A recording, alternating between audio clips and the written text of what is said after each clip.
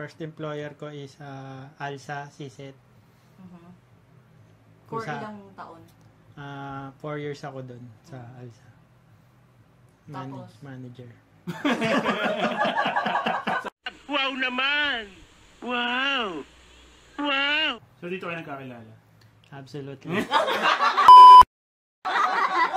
Nauna lang akong mga 2 months yata. No? 1 month. 1 month?